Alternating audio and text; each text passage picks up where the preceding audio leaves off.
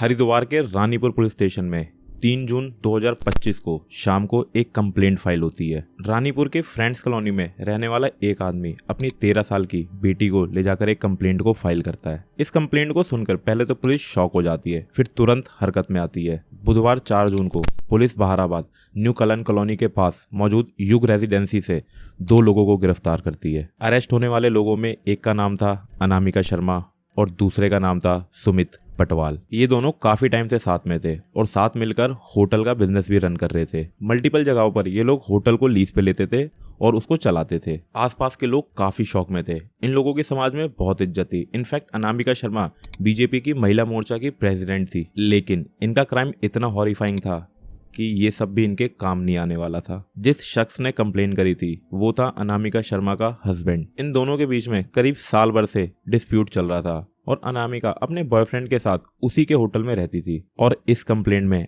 अनामिका और उसके बॉयफ्रेंड के खिलाफ उसकी अपनी 13 साल की बेटी के साथ गैंगरेप करने का आरोप लगा था। सबसे ज्यादा शॉकिंग ये था कि आखिर एक मदर ये सब कैसे कर सकती है और उनका साथ कैसे दे सकती है। इस पूरे मामले के अंदर 3 लोगों का नाम सामने आया। सबसे पहली तो है विक्टिम की मदर, जिसका नाम है अनामिका शर्मा, एंड दूसरा जो था वो था उसका बॉयफ्रेंड सुमित पटवाल, एंड एक और आदमी का नाम आया जो इन दोनों का म्यूचुअल फ्रेंड था, शुभम। इन तीनों के बीच में कुछ अलग टाइप का रिलेशन था। लेकिन ये पूरा क्राइम है क्या? आखिर ऐसा क्या हुआ हस्बैंड और वाइफ के बीच में कि दोनों अलग हो गए?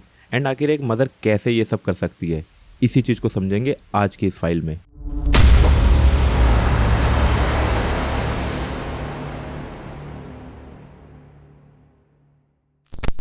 4 जून 2025 से करीब साल भर पहले अनामिका, उसका हस्बैंड और उसके 2 बच्चे ये चारों साथ में रहते थे। रानीपुर के फ्रेंड्स कॉलोनी एरिया में फैमिली फाइनेंशियली काफी स्टेबल थी। इनफैक्ट अनामिका शर्मा खुद एक सोशल एक्टिविस्ट थी, बीजेपी की महिला मोर्चा की प्रेसिडेंट, लेकिन इनका फ्यूचर कुछ और ही था। अनामिका और उसके हस्बैंड के बीच में डोमेस्टिक डिस्प्यूट होने लग गए एंड जनवरी 2025 से ये लोग अलग रहने लग गए। अनामिका का बेटा अपने डैड के साथ रहता था एंड उसकी बेटी अनामिका के साथ। अलग होने के बाद अनामिका अपने बॉयफ्रेंड सुमित के साथ उसी के होटल में शिफ्ट हो गई थी। इन दोनों ने हरिद्वार में होटल लीज पे ले रखा था और ये दोनों ही मिलकर उसको चलाते थे। इन दोनों के साथ अक्सर एक आदमी को और देखा जाता था जिसका नाम था शुभम। कहने को तो ये सुमित का फ्रेंड था, बट इन तीनों की म्यूचुअल अंडरस्टैंडिंग काफी ओके थी। यही सबसे बड़ा रीजन है कि इनके दिमाग में ऐसी डार्क फैंटेसी डेवलप हो गई थी जो समाज के लिए गलत नहीं, काफी गलत है। पहले इंसिडेंट की शुरुआत होती है जनवरी से। अनामिका अपनी 13 साल की बेटी को आउटिंग के लिए लेके जाती है। सुमित और शुभम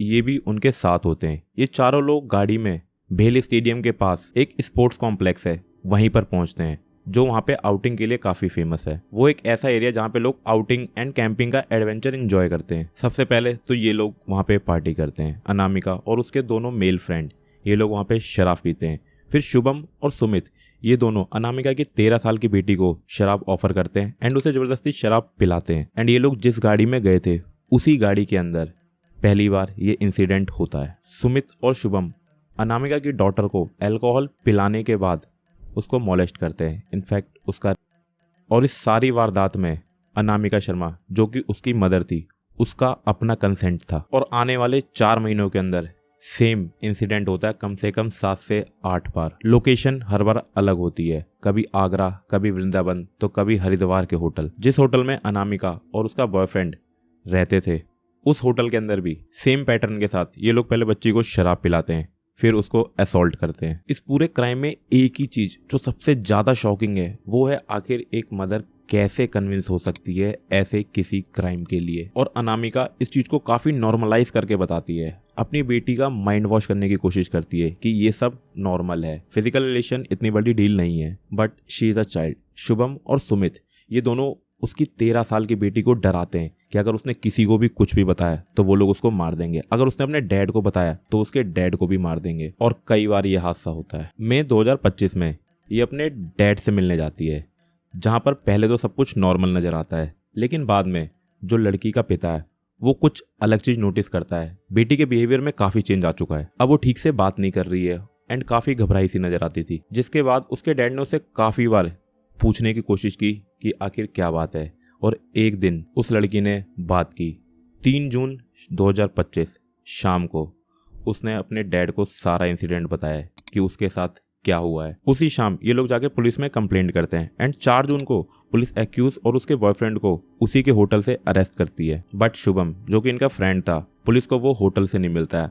अगले दिन पुलिस उसको मेरठ के शाहपुर एरिया से पकड़ती है। इन लोगों के ऊपर पुलिस चार्जशीट फाइल करती है एंड उस हर लोकेशन की जांच करती है जो इस इंसिडेंट में इंक्लूड होते हैं, जिसके बिना पर पुलिस को इनकी 14 दिन की कस्टडी मिलती है। फिलहाल अभी ये कस्टडी में है। अब इनको क्या सजा मिलेगी वो तो टाइम ही बताएगा। लेकिन सबसे बड़ा सवाल ये आता है कि आखिर कैसे एक औरत, एक माँ अपनी बेटी के साथ ये सब कर सकती है, चाहे कोई भी एक्सप्लेनेशन दो, ये कम है। अब कोर्ट जो करेगी वो करेगी, लेकिन इस क्राइम के लिए हर सजा कम है।